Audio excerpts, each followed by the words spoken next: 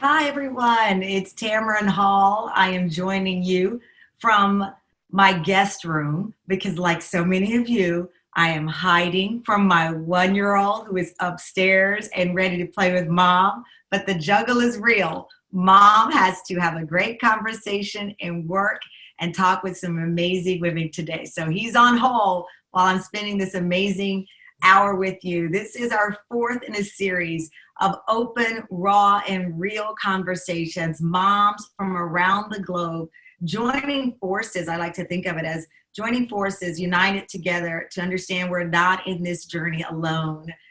We don't have to deal with some of the complexities of being a mom, being in the home, juggling it all some days, when we know that so many others are there to help us. So this is about bringing each of you together wherever you are right now. As I said, I'm hiding in the guest room. You may be at the kitchen. You may have the kids with you.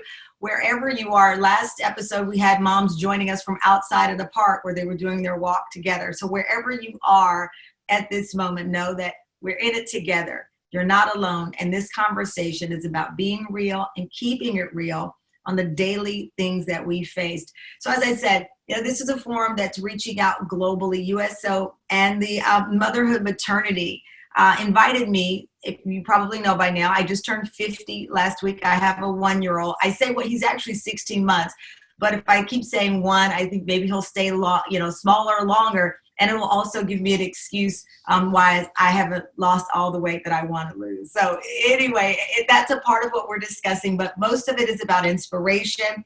Make sure you take a look at the Q&A at the bottom of your screen for me, or wherever it is. You can send us questions, comments. We want this to keep going. And if I'm just doing the talking, then it is not a conversation. As you can see, I'm a little hoarse. We taped a live show today. So I want to read and hear from you and pose the questions to our experts who are standing by as well. So we have experts, we have you here, and to me, she is an inspiration, our first guest all around. She's a mother of 3. Her awards and accolades stack up taller than her oldest son now, who's adorable.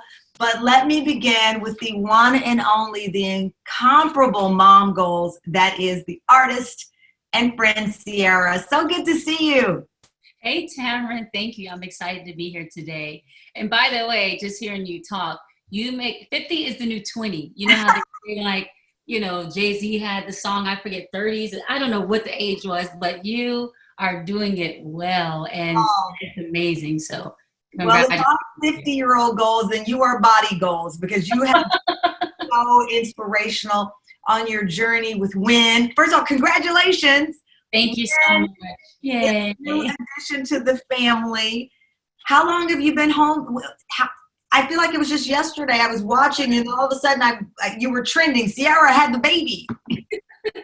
Time is flying by for sure, and WIN is growing really fast. He literally likes to shoot up in his little legs. I'm like, WIN, you're too young to try to be holding your legs straight up and standing up, like he's trying to stand up on you. I'm like, slow down, little one. But WIN will be, today's the 21st, so WIN in 2 days will be officially 2 months. 2 months. Wow. Has it gone by as fast with WIN as it did your two, they used to have babies, 2 babies before? Yeah, Sienna is 3 years old and Future is 6 years old.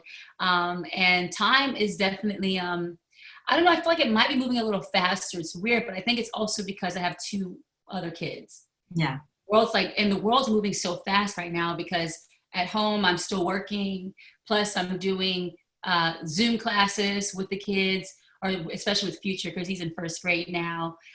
So it's a balancing act. And I feel like, I do think the world is going faster because there's never a chance for it to really slow down with your kids. Well, it's so true. And I thought about you as I've thought about so many moms who had to give birth during this pandemic.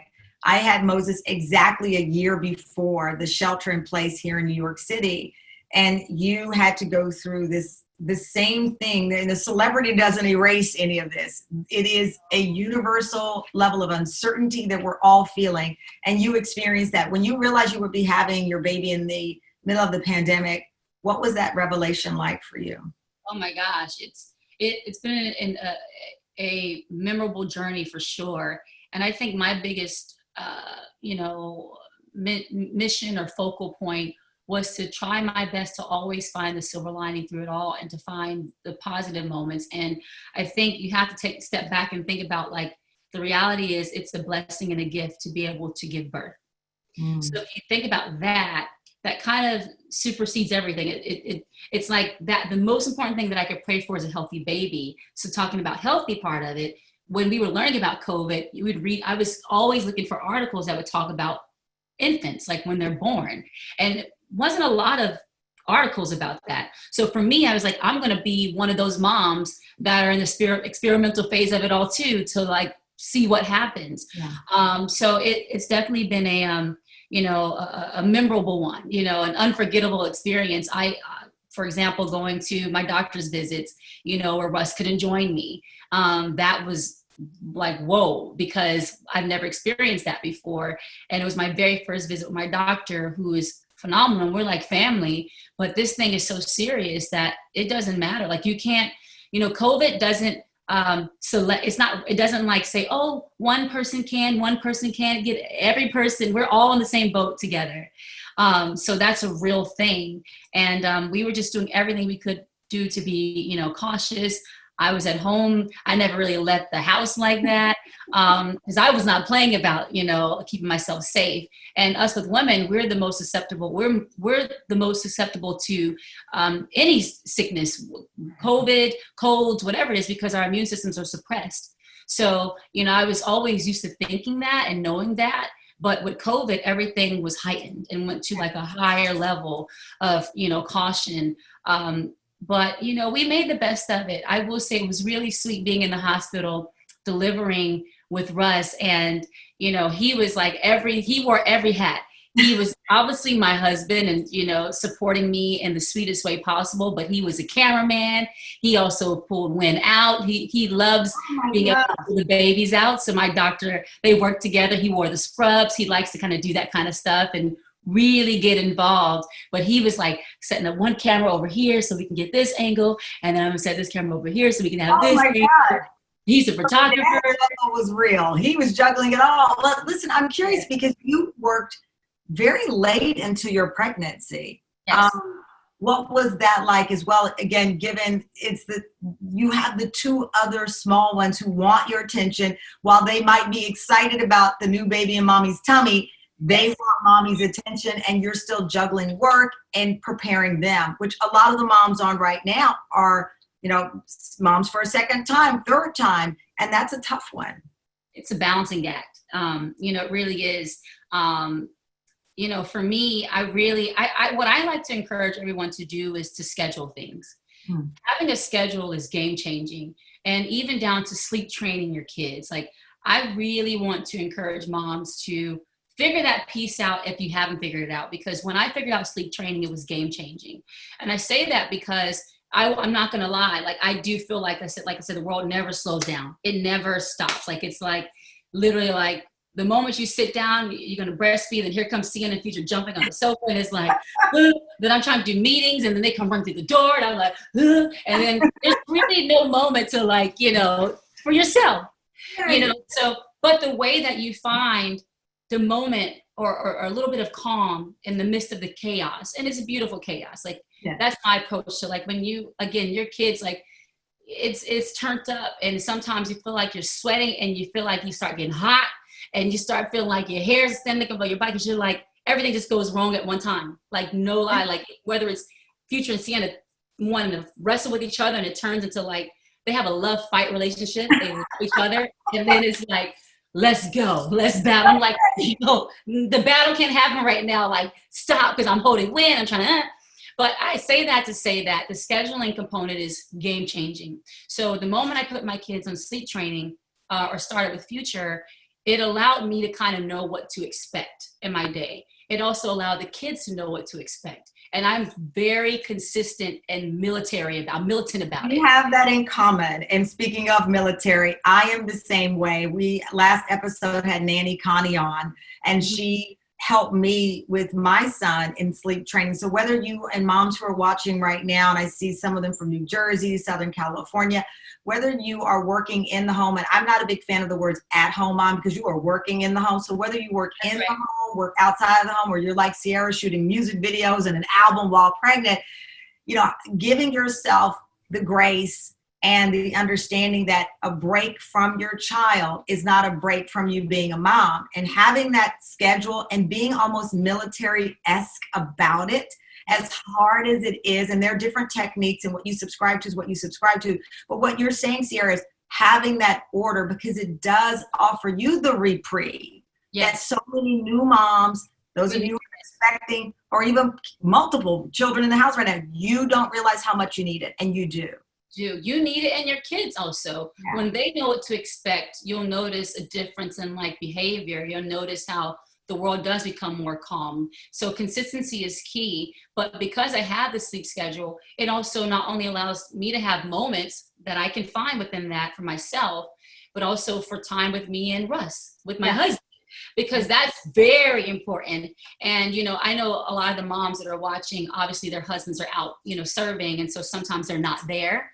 But again, I will say for me, when I am at home by myself and Russ is away for a game, you know, having that moment to myself, like I say, when obviously I have to feed him, you know, he's not on a sleep training schedule.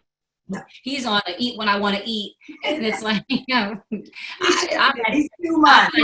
Yes, when he calls, I say, okay, what you need me to do? What, you know, that's the relationship that Wynn and I have.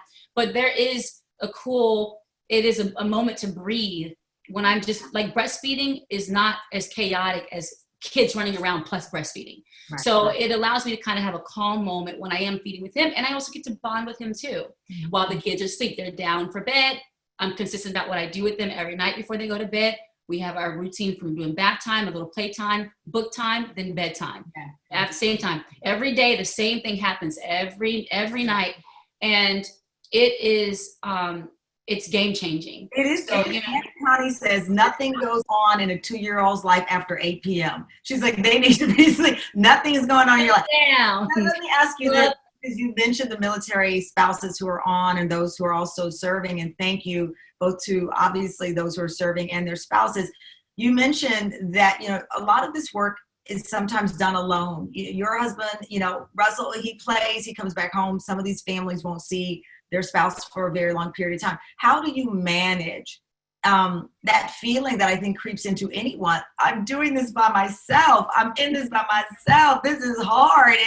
And I even with my husband in the home, he's quarantined and he's working in the home. But there are days I'm like, dude, if I feel like I'm solo, I'm like, what are you here for? Do not tweet that out. But I have asked that in my moments of rage. Yeah. Just as I think women, as moms, we still fall into the conditioning of believing, I got to handle it. The Amazon boxes, boom, bye baby order, boom. I got to do, and how do you manage that? You know, it is a balancing act. And I will say, you know, there's this thing, it takes a village. And I encourage anyone that, you know, obviously with COVID, you have to be careful. Like in our house, we have an intense level of COVID testing. And the other day, my dad he was picking up some clothing or something that I had for him. He couldn't come into the house. Like it was really strict. But if you have a setup, or if there's some way to, you know, whether it's your mom, whether it's your sister, like if there's some way, I encourage people to also have that person help if possible, because sometimes we don't want the help either. You know, we can be like, I had a nurse helping me with Future when he was younger, and I did not let her do anything because the mom was like, I will do everything, but help is okay. So I want to encourage, you know, for women to know that if you can find someone that can help you, welcome that help. And if you don't have someone that can help you, again, schedule. It is game changing. And I think also what we have to do is create game plans. Like sometimes my mind think, okay, what activity are we going to do today? Like I try to think about things that's going to not only be fun for them, but will also be fun for me, right? While I'm with them. So it's like the day goes by and then you look up and you're like, we did it. Like we had fun. We went for a walk outside. You know, we came inside, we played hide and seek. I swear to you, the cheapest game that you could play. You don't have to pay any money to play hide and seek. hide and seek in the house is fun. You're dancing. Oh, I just saw your TikTok where he was going in, I mean, dancing in the house and just trying to work out some of that energy. Before we let you go, because the juggle is real and I know you have more things to do. We've talked a lot about that sensation of feeling alone, whether it's if your spouse is away or because COVID has kept you indoors. I always recommend a good Zoom cocktail party with your girlfriends. If you're eating a mocktail party, well, what advice do you have? Because you have spent your life on the road, you have given it all to work, and those things creep in your brain of I'm alone or I'm the only one going through this. Yeah, well, I think the great thing is, like you just said, you're not alone. All of us experience the same thing. You know, all of us, the challenge of COVID is a real thing. You're not alone in that experience. You know, it was challenging, like I say, in the process, but I want to encourage every mom to try their best to think about the things that are sweet. One, starting at the base, it is a gift to give and create new life. You have to understand the power of that. So to know that we are blessed to have that is game changing alone. I find joy in knowing that, right? For me, I find an extra boost of wind and support because you know what? This is a blessing. So I think if we can think of like those small little things, right? And when you look at your kids, you see how much they love you, even though it's like, you drive me crazy, but the love is so sweet and so pure. And the gift of being able to help build that up is real. So all the sacrifice is going to be worth it, right? Yeah. Everything you put into it is going to be worth it. And again, there's no perfection thing in this. Like, don't try to like strive to a certain level of perfection. Like, you know, the imperfection is actually perfection. Like it's actually, you know, it's okay, right? It's okay if things don't go perfectly. Like take a moment, restart. I have to sometimes restart because I swear to you with kids, it's crazy. If they wake up and say, I'm about to turn this house down, they have a mission where they just, it's just the energy of how they start out the day. You're like, how do we unwind this thing? Because it's like going. So, you know, to take a moment to just breathe sometimes is like game changing for me. Yeah. And again, like you say, talk to your friends. Like I have my moments where I chat with my best friends, and that little moment of conversation is game changing. And with your spouses, like be creative. Like, you know, when they're on a mission too. So I think sometimes we have to remind ourselves, like, you know, when your husband's out there, you know, doing all that he's doing, working hard, it is for the house, right? He's working. And so you're also doing what you're doing too. So, you know, we got to remember that part of it, that teamwork part of it, and communicate with your partner. When you have some tough moments, communicate. Like Russ and I, we talk about everything, and it always is game changing. We always say communication rules the nation. So having an open line of communication, you know, is game changing. And, you know, and I support him in what he's doing. Like, and I work too, he supports me. And if we get a little funky, like, we communicate, and it always brings things back down to ground zero. So, you know, I want to encourage, you know, everyone to know, again, you're not alone in your journey.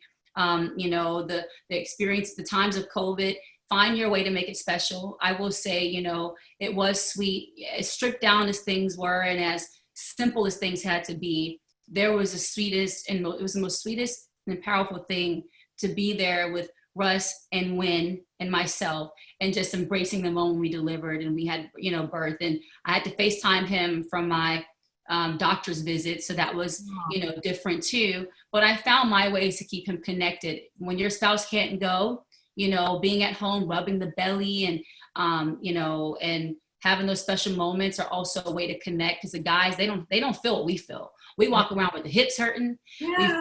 I was like, I needed a cane again. I was like, I need a cane to hold me up.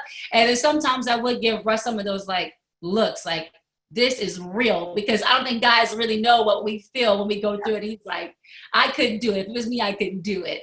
But again, I want to encourage all of you guys. I know I have to go, but that you guys aren't alone in this journey, and don't beat yourselves up. You know, set your own goals. Like as far as like losing weight post baby, like that's a real thing that we think about. Like I will say for me, I channel my focus on what my goals are that I've set for myself. Like there's certain things that really, me taking care of myself brings me joy.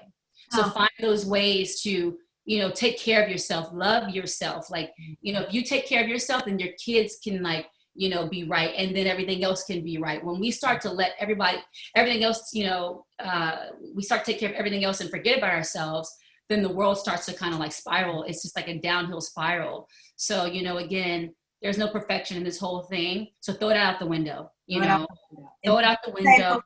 Imperfection is the perfection. It is.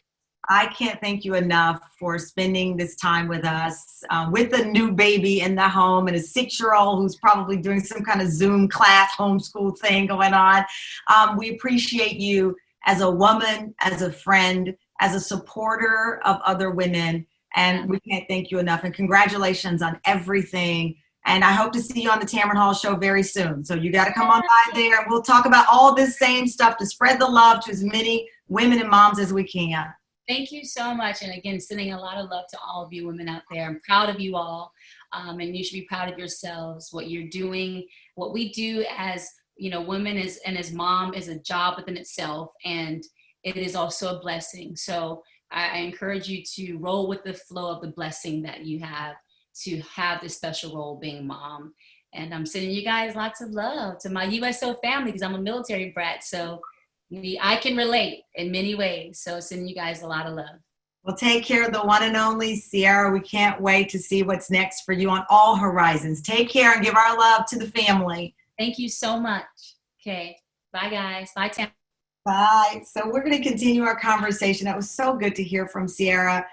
Just her openness and honesty about what she's going through. And we want to bring in our experts for the next half hour that we have together. And I'm looking for your comments. Where are you joining us from? How do you feel right now? How are you balancing it all? We have Amber Trueblood. She's a licensed marriage and family therapist, author, speaker, podcaster, and a mom of 4. Amber, thank you so much for popping in with us. What are you most, I guess, passionate right now at this point, postpartum moms understanding and recognizing? Yeah, I think right now what's most important is getting back to basics. So basics for postpartum moms are going to be taking care of your sleep, right? Taking care of your health. So that's like, are you eating? Are you moving? And then your emotional support. So there's all these self-care tips out for people. But right now I feel like in those first 3 months after childbirth, it's basic stuff. It's, are you eating? Are you sleeping? Are you breathing? And are you getting support from people you care about? Right. And I'm writing this down right now because I think that is so important to remind ourselves each and every day that's what we need to be. That's what we need to do. Now, Ciara talked about mapping out her plan. What are some of the ways that moms can work to understand themselves better, which in turn will help the family? How do we have that internal learning moment, as we say in the South, when mama's happy, the family is happy? And so how do true. we get that?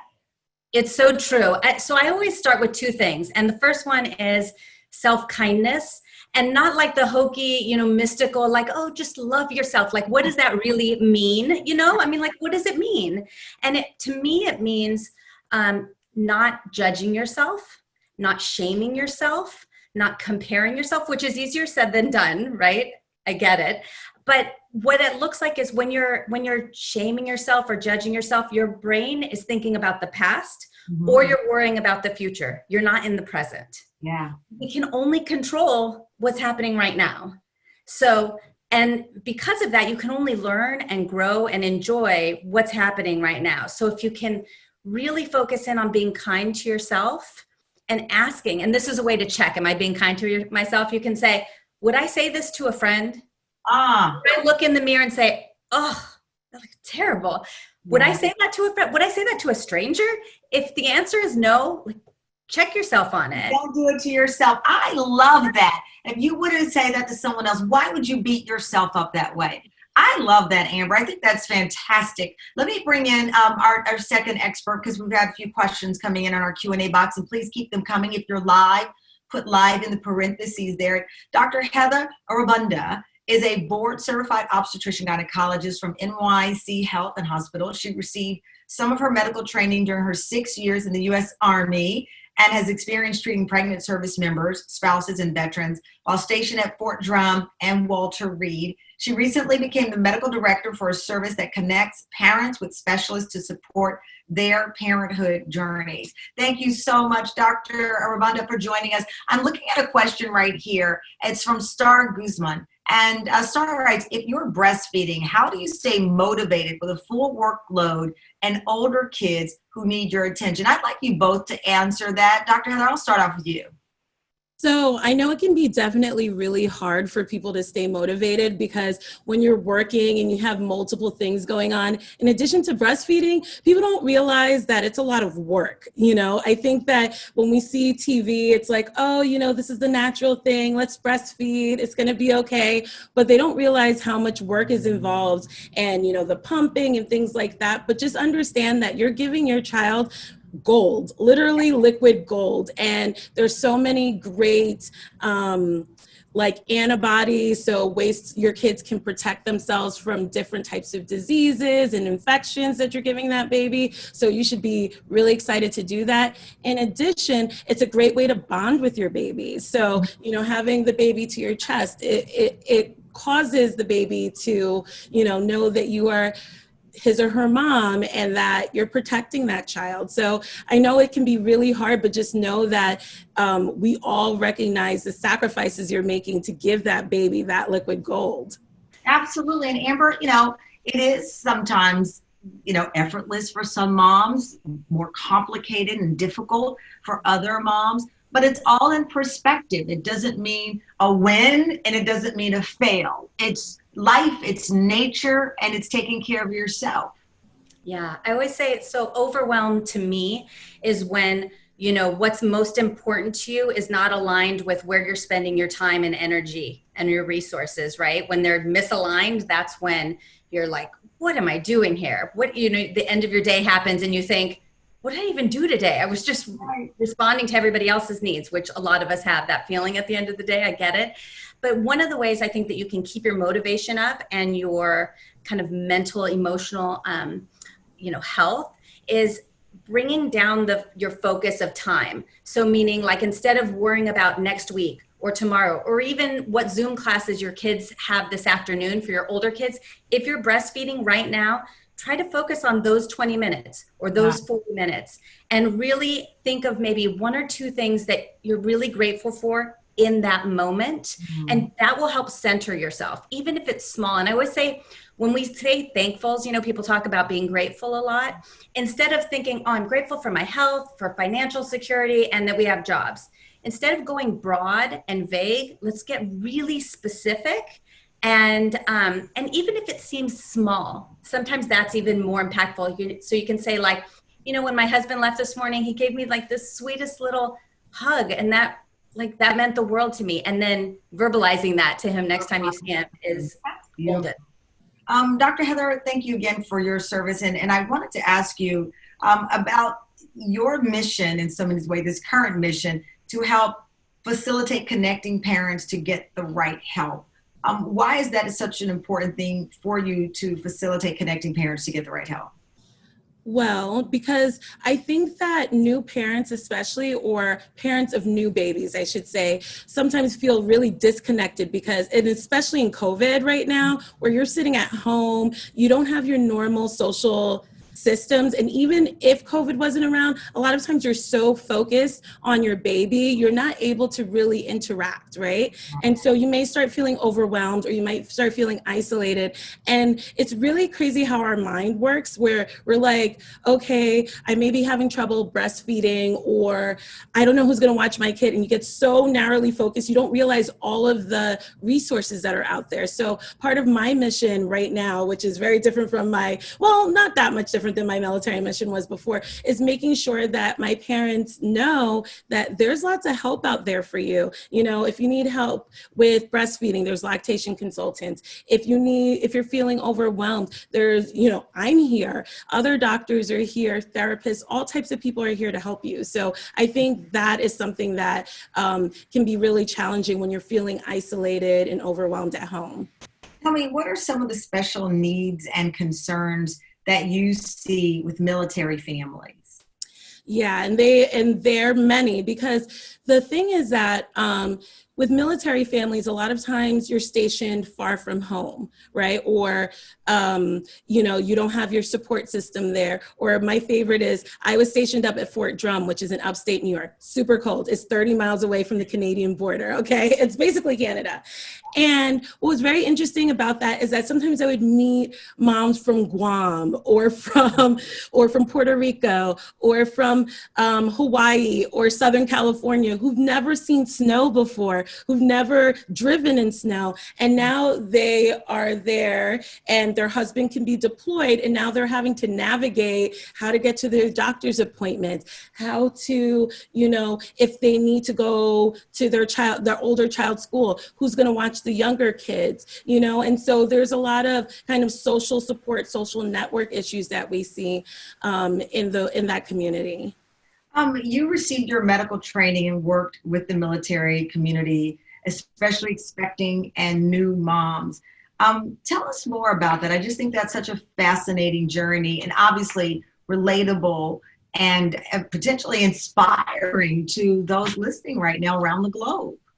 Yeah, so it was actually an amazing experience. So my brother is also in the Army. Well, I just got out last year, so I still consider myself in the Army. But my brother is also in the Army, stationed in Germany.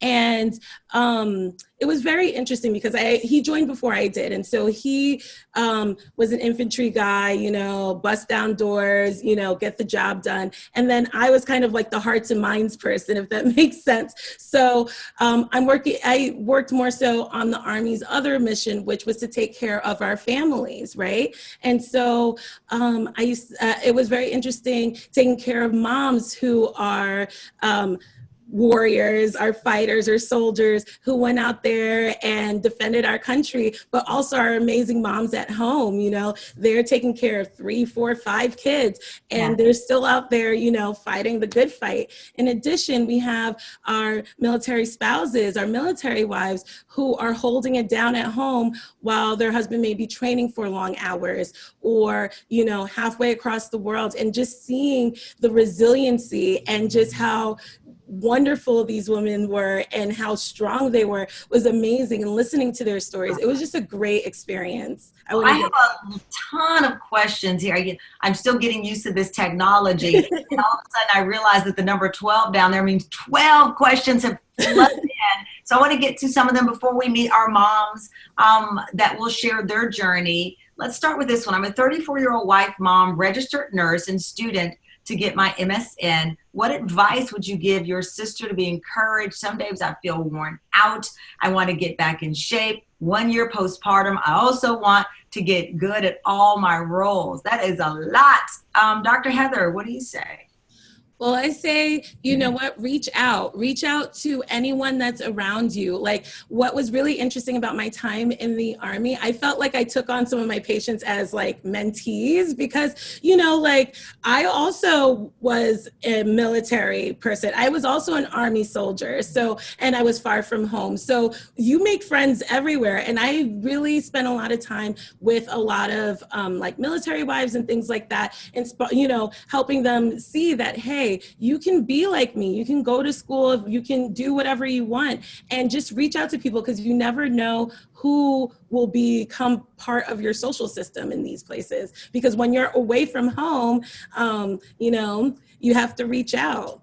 You do. And listen, speaking of the juggle is real, here I am texting about my son refusing to eat his lunch. And that brings me to our next question, Amber. What would be your advice for someone who is about to have a baby and they wanted to understand the rewards of it all? What is your advice? Yeah, well, I think it's, you know, what's happening with a lot of people right now is we're getting, the uncertainty makes people nervous. And the uncertainty of having a baby can bring that. So I think going back to self-kindness and also self-honesty was the second thing that I always talk about. And so I think it's knowing that, you know, how you're going to do it is going to be different from how other people do it. And that's okay. Like finding what works for you and what resonates for you, whether that's friends, like you were talking about, really finding, if you find just one or two really amazing people that you connect with, I mean, that's golden. That's golden for you. That's the other liquid gold. So you have one liquid gold, you're breastfeeding. The other liquid gold is breastfeeding. I want to introduce you to our moms, expecting moms, and recent moms, new moms who are here sharing their story with us. I think we have Rosie standing by. Rosie, there you are. Rose, how are you? I'm good. I thought I saw the black t-shirt, then I saw something below it. I'm like, wait a minute, that's not a doll. That's a special guest. Who do you have there with you? Yes, this is one of my twins, Jonathan. One of your twins, Jonathan, who is cozied up. Tell us about your pregnancy and your birth to the twins in March. Yes, back in March. So it was definitely, twin pregnancy is crazy because this is my fourth pregnancy. So I have 3 other kids besides the twins. So I wasn't new to this, but twin pregnancy left a lot up in the air, you know, just uncertainty, not knowing what's coming. And then, of course, the pandemic started. So it was like, well, throw another uncertain thing on the list. And for me, it was kind of just trying to have perspective of, you know, we're going to get babies out of this, hopefully, and that's all we can care about. So I ended up going into labor at 34 weeks-ish and had them in the hospital. They were in the NICU he was 12 days, and then his brother was 22 days. What was the NICU like during COVID? Oh gosh. So they had a lot more restrictions. They had already had the, like, you can't bring additional people to appointments rule in place. And then actually I was in the NICU holding him when they came in and said, everyone has to wear masks now. And everyone put on a mask, all the, you know, nurses and everything. And then once he came home, I couldn't go back to visit the other baby unless I went by myself. I couldn't bring him. So I didn't see my second baby except one time for the 10 days that he was there. How old the last 10 days. Children? How old are your other children, Rose? My oldest just turned 6, like a week and a half ago. And then I have a 4-year-old, a 2-year-old, and then they are 5.5 months now. Wow. I mean, that is a lot. And as I understand, you're trying to get your mom to Germany. We were. She actually is here. Yay! I didn't get the update. Okay, that made my day because you were naming off those ages like a football team. I was getting nervous. So mom is there. Yes, she got here about a week ago. She had a mountain of paperwork. You know, it took 5 months and like 3 canceled flights. But she was ready to fight for it, and she made it here. So that's just been a huge breath of fresh air to have a little help. Tell me a little bit. I mean, I know mom being there helps it, but anxiety and a need of support, what has that been like for you? Yeah, so I tend to have a little bit of anxiety just like normally. And then I've found, you know, doing this a couple of times, that it ramps up postpartum. And for me, what really helps is knowing myself and knowing, you know, it gets worse in the evening. And it gets worse if I, you know, read news in the evening. So I try to avoid that stuff. Getting outside, getting in the sunshine really helps me a lot. Keeping my babies close. I know some people are like, oh, I need a break and I need someone else to take them. But for me, having them close to me really helps me to, like, you know, stay calm. And I have that idea of, like, you know, if I do end up needing to go on a medicine, then that's what I need for now. And that's totally fine. And so, yeah, I don't know, just. Oh, no, that's beautiful. I love that. I love your balance and how you have chosen the best way forward for you. I know, Amber, the main reason that we started this Zoom series is so that women and moms like Rose who are feeling sometimes isolated, but also, you know, have that fighting spirit that I'm going to find my way through this. And if I need to get help in other ways, I'm going to do that. I'm going to find comfort with cuddling that beautiful little baby. That brings joy and comfort. What are some of the ways that new moms can cope? So I'm sorry. I didn't know. Were you asking me? Amber, yeah, I was asking you. Okay.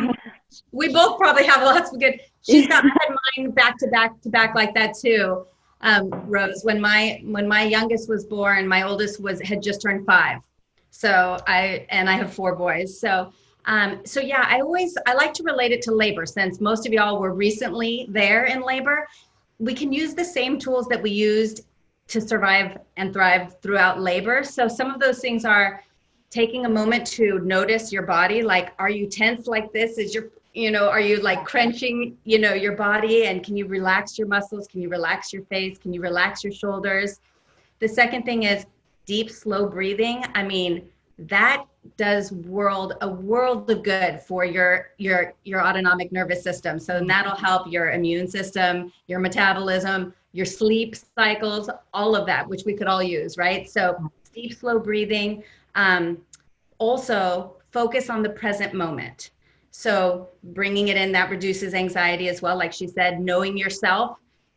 If you know that reading certain websites or social media is going to elicit more anxiety, you know yourself. So try to avoid completely or minimize it. And the last thing I always say is, if you're in the delivery room and there's somebody in there that's driving you nuts, you would ask them to leave or ask somebody else to ask them to leave. Same thing in real life. If there are people that are just not serving you, you might love them dearly, but you can also try to minimize your time with people who are draining you or causing additional anxiety. Dr. Heather, the body and healing after multiple births, whether it's multiples at one time or, children in close age, how is that different for the body? Well, so it can cause healing to be a little bit more challenging, just because your body is kind of going through that, for some people, difficult situation so close together. Other people, they can be okay. What I usually say is that also too, as you keep having children, you're a little bit older every time you have a child, right? And so your body changes as you get older and may not be able to cope with things as well. So that may present a challenge in terms of the way you heal, the way how you manage your pain and things like that. Another fun fact is that when you breastfeed, it causes a hormone called oxytocin to release through your body, and it causes your uterus to contract down. That's supposed to help manage your bleeding. When you breastfeed baby, like your second, third, fourth baby, those cramps can actually be a little bit more intense than the first time, because you release a little bit more oxytocin with every baby, because you're trying to clamp down that uterus, because it gets a little bit bigger every time you have a kid. So it's usually not any major huge deals in terms of the way that you heal after your second or third baby, but you can see slight differences. Like looking at it, and Rose, thank you so much for sharing your story with us today. And just the sight of that beautiful baby snuggle up under you, making me feel like less anxious about the day. Thank you so much, Rose. I want to bring in another comment as we get ready to move to our next mom.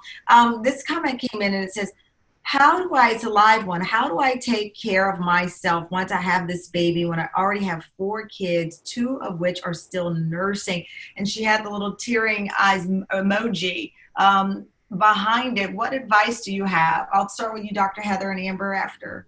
Yeah, it's really hard. And so I know, and I've met many moms that have had the same issue where they're like, I feel like I don't have any time for myself. Mm-hmm. And depending on how old your other kids are, they can be little helpers too. So if you need, somebody to bring you something. I was going to say, even if it's go get mama the remote. Right. That is taking care of you. That is taking care of you. And all of those little things add up and improve your day and improve your mood. So if even a 4-year-old, yes, definitely can get a remote, definitely can hand you a piece of paper, things like that. But, I know it's hard to do things that you may normally have done, like take baths or, for any extended period of time and things like that. But anything you can fit in, you should try to do, even if it's a minute of just, in the shower or anything like that. Do some deep breathing, as Amber was talking about. That can change your whole mental game. Oh, I want to bring in the next mom, Amber, and I'll get your answer to a couple of other questions too, but I want to make sure we hear from Amanda. She's in Great Lakes, Illinois. Amanda, are you there? Oh, there you are, and you've got a little cutie. This is your second pregnancy. You also have your 4-year-old. How are you holding up? We're getting the hang of it now, I think. Yeah. He was supposed to be sleeping, but he had a big poop, so he woke up early. Listen, this will wake up anyone. I'm here for it. The arrival of your baby was much different than the first. Tell me what you went through. Yeah, so he was born in February. It was right before COVID, but it was actually the flu was really bad. So my older son couldn't even see me. I had a C-section, so I was in the hospital for 5 days, and he wasn't allowed to come see him. And then right after he was born, he was rushed to a different hospital for breathing, and he was in the NICU for 17 days. So it was just an emotional, crazy roller coaster of, yeah, it was just very different than the first one. You found support through church? Yeah, so we live here in Illinois. I'm from Pennsylvania. My husband's Ohio, so we don't have any family. And the party is a grandma named. Oh, he's talking about his grandma. Yes, Mama's in Pennsylvania. All right. Shh. So we don't have any family here, but I'm plugged into a MOPS group. It's of moms of preschoolers. That's a local chapter. And then my church group. So they were very helpful to come see me in the hospital, bring me meals, because he actually came before my planned C-section. He came a little early. So my family wasn't here yet. We didn't have any support. And with him not being able to come to the hospital, we were like trying to juggle who to watch the older one. You've been navigating also doctors and specialists during this COVID crisis we're in. What has that been like, trying to find the specialized care and advice that you need? Right. So Isaiah here, bless you. Isaiah has Down syndrome, trisomy 21, and we knew that at birth. So luckily we had during pregnancy in utero. So we had some doctors kind of lined up and figured out, but to go to the doctor, that's like the only outing we get is to go to the doctor. And that's been a bit of a challenge with COVID because the big brother can't come. So my husband has to take a day off of work to watch him. So I can take him we go up to Milwaukee to a children's hospital where they have special care. And we have 9 doctors and therapists we work with, which can be a lot. It can be a lot. That is adorable. I love that. So yeah, it can be a lot. And Amber, let me bring you in on this. And I have a question for Heather as well. Amber, we talked about the family, the relationship, marriage, and all those things that you're juggling in addition to 9 specialists. I mean, your tribe in some ways feels so small, but in other ways, especially if you're dealing with multiple children, put the crowd. I love this. Listen, I promise you are not in this alone, Amanda. If I have to look at one more text of my child not eating his blueberries, I don't know if we're going to make it to 3 o'clock because I'm going to storm off upstairs. This is the only interaction with people. Listen, just let him be and let him do it. No one's being derailed or bothered by this. I was asking Amber just about juggling. In some ways you feel alone and isolated, and then suddenly you are talking to 9 specialists doctors trying to get advice here. In this case, with Isaiah. I think, it's different to be busy than connected. That's 2 totally different things, And so really like finding stuff that really fuels you up, even if it's adding to your day, which sounds really weird, but if you can find one thing, if you used to love to sew or you love to bake, or you love to read, finding those little snippets where you can do that it really fills you up, that can go a long way. Yeah, and Dr. Heather, when you have a situation with a child with special needs, I just spoke with a parent who is part of an autism support group, especially, and finding those resources. What is that like? What have you seen at this point? Yeah, so trying to find those resources can be challenging. However, a lot of times, especially in the military, I know that they have a lot of help in programs. And if you get enrolled into like the Exceptional Family Program, family member program, the military actually helps you find all of those specialists, like people like occupational therapists or speech therapists or people who help with behavior training, because getting those interventions early really helps change the course of that child's life, and also helps your family. So they not only help that child, but they also help the family with the child, so that you guys all can, kind of live a happy and healthy life together. Well, Amanda, thank you. Congratulations. Thank You you. are the epitome of the juggle is real. I mean, one hand holding the 4-year-old, the other, I mean, it is, you're like, what's that, Neo in the Matrix. You're just it's all coming in. So thank you so much, and congratulations to you and your family. Thank you. Awesome. We have one more mom I want to introduce you to before we wrap up at the top of the hour. Amber, joining us from Germany. Are you there? Is that Amber? I can't see. Yeah, I'm here. There you are. You're backlit. How are you? You have a 4-month-old daughter? She just turned 5 months, actually. Congrats to that. How are you feeling? How's it going? It's going. My husband's deployed. No, I'm not going to let you let that slide by. You did the, it's going. That's the mom move. Yeah. Now explain to me in words what that, it's going means. Today was a bad day. Just my husband's deployed. I'm working from the house, and then I also have the baby, and Riley she had her day. She wanted mommy the whole time, so it was strap her on the carrier on my chest and raise my work desk and work and just kind of take the baby steps to get through the day. All right, first before Amber launches in, let's take a breath. Take a deep breath. Recognize that you are surrounded by love and support.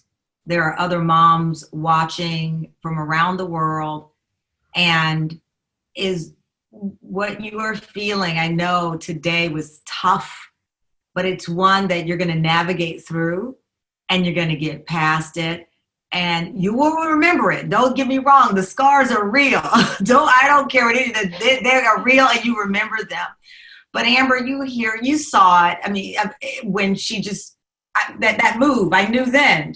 Okay, it was a real one. That was I'm about to get in this car and hit gas as far as I can go, and maybe they'll find me later huddled somewhere. But right now, it's that was such a vulnerable. Let me thank you for that. That was real. That was real for her. What advice do you have to get through those days? And there'll be many of them. First of all, you can find some solace in knowing that sharing that right now for all the women listening who have been feeling that more days than not recently, you just made them feel human again, and maybe release a little bit of their self-judgment, because just knowing, we see all this stuff on social media, and we see other moms doing, Zoom calls and juggling, right? Really, but you think they're succeeding in juggling. And really, we all have our moments and our days that just feel miserable. And so sometimes reaching out to help others, and not help like, can I go get your groceries? Because you can't even do your own stuff. But really just sending a loving message to somebody you care about who might be feeling the same thing. Sometimes that's the best medicine, is just to say, hey, I had a rough day today. I was thinking about you. I hope you had a lovely day. Like, sending some joy out to others sometimes can be the easiest way to refill yourself, because we often will do for other people what we won't do for ourselves. How does she do the self-care? And we have two Ambers, Amber T with the advice, and Amber, you're there. Let me just also tell you, so many people on our thread have responded to your openness, and you were on a grand total of 60 seconds and you broke the internet, because everyone can relate to that. I had a pretty crummy day in some ways today. I thought I'd have much more time to spend with my child, and I had a live show. So I love you for giving me permission to admit that my day was hard, and I actually started this Zoom with the USO, and I thought, I'm not going to make it through this hour because I was so distracted. But you reminded me of what being present. But how do we take care of her, Dr. Now she's helped all of us. How do we help her?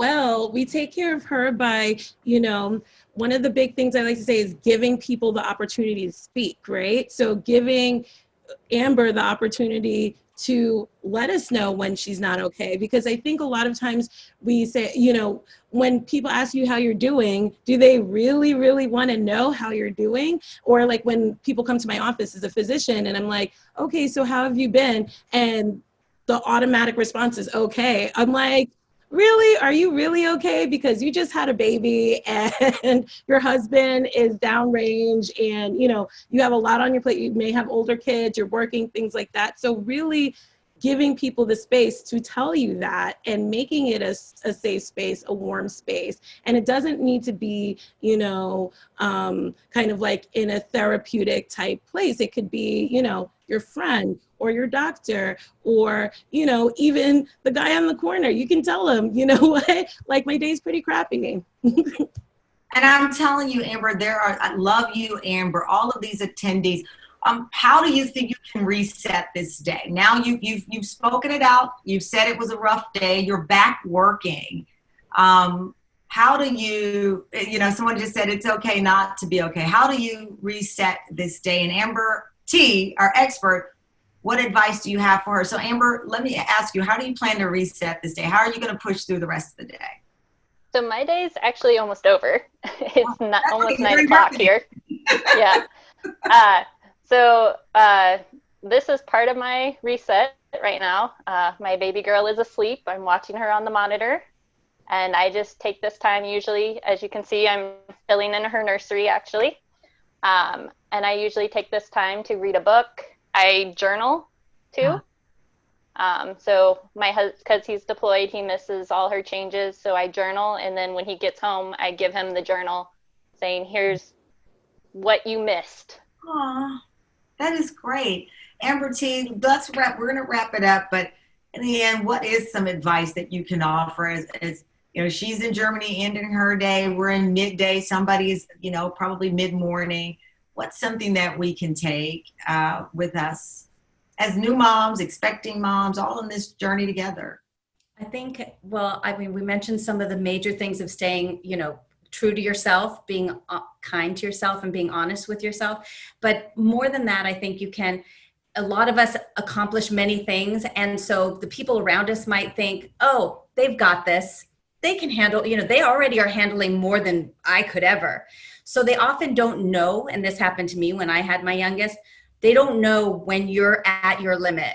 And so I remember thinking, why isn't anybody offering to help me? I'm losing my mind. I'm losing my mind. And everybody else just assumed I was fine, that I had it together. So I think being really honest and saying, hey, over here, I'm losing it.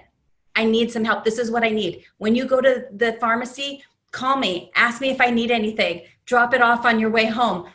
That would save me. Give people really specific ways that they can help you. Oh, wow. And I think that would be really, you know, that can help. But getting sleep, eating well, and finding that 1 or 2 friends that you can really feel supported by is huge.